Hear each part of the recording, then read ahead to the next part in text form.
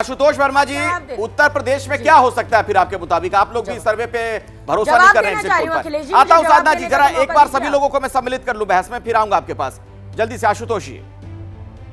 अखिलेश जी, उत्तर प्रदेश इस देश का सबसे बड़ा राज्य है, सबसे ज्यादा लोकसभा सीटें और मेरे हिसाब से सबसे ज्यादा विविधताओं वाला राज्य भी रहा है। जिस प्रकार से कई बार उसके ऊपर आता है कि उत्तर प्रदेश से प्रधानमंत्री दिया जाता है, तो इस बार भी प्रधानमंत्री उत्तर प्रदेश से जाएगा, इसमें कोई शक और सवाल नहीं है। लेकिन इस बार उत्तर प्रदेश की 80 सीटें और 40 सीटें बिहार की। इन चुनाव में एक बड़ी नई चीजें देखने को मिली।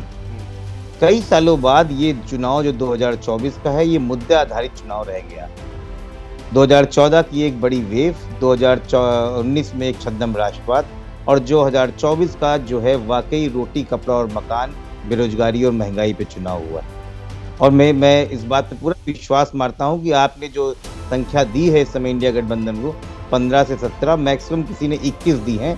मैं जानता हूं कि ये लगभग इसकी दुगनी होने जा रही है, दुगनी हो जाएगी अगले 4 तारीख को। मतलब आप कह रहे हैं 40 के आसपास? यूपी में 40 से ज्यादा ले लेंगे आप लोग? यूपी में 40 के आसपास हम लोग की गणना है। बद्री नारायण जी, मुझे लगता है आपको आना चाहिए इसमें। मुझे लगता है कि ये जो चुनाव हुआ है उत्तर प्रदेश में, मेरी बात पूरी हो जाती है फिर? ठीक है, जल्दी से। हाँ, आप कहीं भी ले लीजिए, उत्तर प्रदेश में 1-2 सीटों को छोड़ के किसी भी सीटों में जो जीत का आंकड़ा है वो 50-60 हजार से ज्यादा नहीं हो सकता। नहीं, वो तो सर आपके नेता अखिलेश जी तो कह रहे थे, काशी के बारे में भी तंज करते हुए कि क्योटो में भी हो सकता है मामला फंस गया है, वहां भी हो सकता है, उन्हें लग रहा हो कि अजय राय जीत जाएंगे। नहीं, मामला तो फंसेगा हर जगह, मामला हर जगह फंसेगा। उसमें कोई दो राय नहीं है। कहने का मतलब यह है कि जो 4 तारीख को आने वाला है और जो 2 तारीख को दिखाया जा रहा है, इसमें जमीन आसमान का अंतर है। ठीक है बद्रीनारायण जी, जिस प्रकार से भारतीय जनता पार्टी, समाजवादी पार्टी और बात उत्तर प्रदेश पर चल रही है तो बात कहनी चाहिए। एक तो ये चुनाव इमेज का चुनाव है, ये नैरेटिव का चुनाव नहीं है। और उस इमेज में पीएम मोदी का इमेज सबसे टावरिंग इमेज है, जिसका कोई भी चैलेंज नहीं है उत्तर प्रदेश के भी और पूरे देश के भी परिप्रेक्ष्य में। उत्तर प्रदेश में एक डिस्कोर्स चला कि बहुत सारी सीटें फंसी हुई हैं, वो एक तरह का परसेप्शन था, रियलिटी एकदम फ़र्क थी। क्योंकि जो सीटें टकराहट में थी भी, वो पीएम मोदी के रैलियों के बाद वो निकलती हुई दिखाई पड़ने लगी। क्योंकि पीएम मोदी का एक अपना जो असर है, जो बियॉन्ड कास्ट, बियॉन्ड कम्युनिटी काम करता है। और दूसरा लाभार्थी ने को एकदम डिस्कोर्स से बाहर कर दिया गया था। लेकिन दलित मार्जिनल वोटों के मोबिलाइजेशन बहुत साइलेंटली, एक तरह से कॉन्फिडेंट थे कि हमें इनको वोट देना है, उनको ज़्यादा बोलने की ज़रूरत नहीं थी, तो उन्होंने वोट दिया है। तो बहुत सारे सीट जो पहले फंसे हुए दिखते थे या एक डिस्कोर्स था कि फंसे हुए हैं, वो निकलती हुई सीट्स हो गए हैं। तो ये हुआ है उत्तर प्रदेश में। अच्छा, और उत्तर प्रदेश में बद्रीनारायण जी, 7वें फेज में जो वोटिंग हुई पूर्वांचल में, तो 13 लोकसभा की सीटें उसमें थी उत्तर प्रदेश की।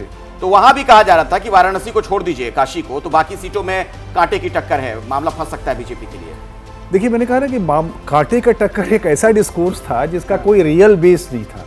दूसरा क्या है कि बीएसपी ने बहुत सारी जगह पर डोमिनेंट, जैसे एक क्षेत्र में 3 ओबीसी कैंडिडेट खड़े हो गए, एक बीएसपी का, एक एसपी का, एक बीजेपी का। तो अगर 15 से 20% वोट टूटता भी है बीजेपी के बेस वोट से, तो 3 में डिवाइड होता है। तो ये हो सकता है कि जीत के मार्जिन्स पर असर पड़े, बट वो सीट जो फंसे हुए दिखाई पड़ रहे थे, वो एक तरह से निकलते हुए सीट है। शिवा, मैं आऊंगा आपके पास, जरा मुझे एक बार माधव आनंद जी से भी बात करने दीजिए। माधव जी, क्या आपको भी लगता है कि पलट जाएगा ये एग्जिट पोल?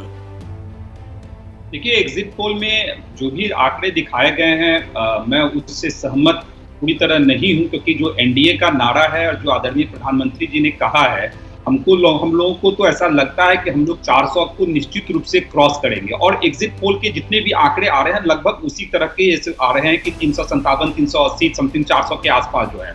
लेकिन हम लोग को पूरा विश्वास है। बिहार से मैं आता हूँ, बिहार का भी अगर देखें आप, जितने चरण में, 7 चरण में वहां मतदान हुआ है, निश्चित रूप से जो हम लोगों ने घूमने का काम किया, जो जनता जनार्दन से संवाद किया, जिस तरह प्रधानमंत्री जी, गृह मंत्री जी, जेपी नड्डा जी, रक्षा मंत्री जी, तमाम बीजेपी के स्टार जितने भी कैंपेन रहे हैं, सबने उन्होंने वहां जाने का काम किया। तो ऐसा लगता है कि जनता के मूड को ये लोग समझ नहीं पाए।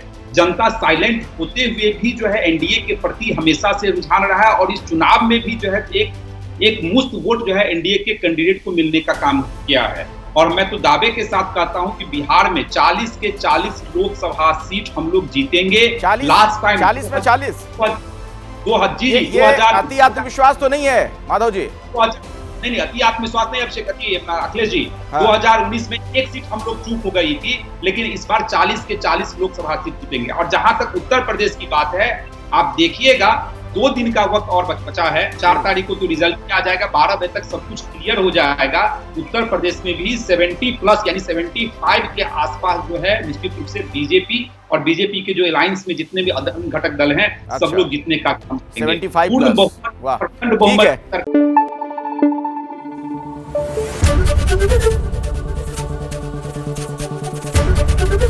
एबीपी न्यूज आपको रखे आगे।